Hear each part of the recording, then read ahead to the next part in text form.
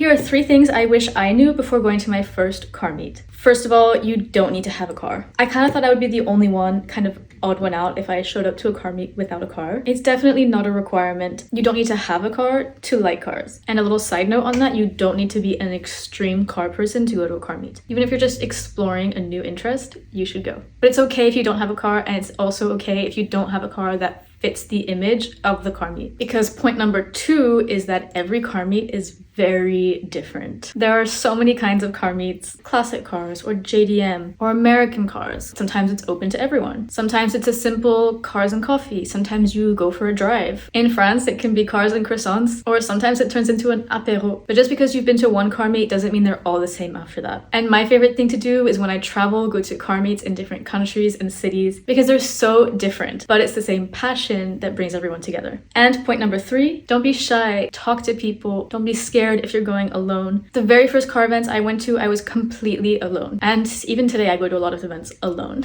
But I remember walking into my first car meet, I didn't know a single person there. I was completely alone. And I will admit I was a little bit shy and scared in the beginning. Seeing everybody hanging out, talking to each other, thinking they all knew each other and I was like the new odd person out. But all it took was talking to one person and my whole world changed. Because car meets are a social event. It's all about bringing people who have the same passion together, sharing that passion, making new friends, building a community. You could walk in alone and walk out with a whole new group of friends. That's what I do. So do not be afraid to talk to people, and people love to talk about their cars. If you don't know what to say, just ask someone about their car. Trust me, they'll probably have a lot to share. And it was really seeing how incredibly open and welcoming the community was that made me fall in love with this world. So if you haven't been to a car meet yet, I hope this encourages you to go to your first one. And if you have any other tips for new car meet people, leave it in the comments.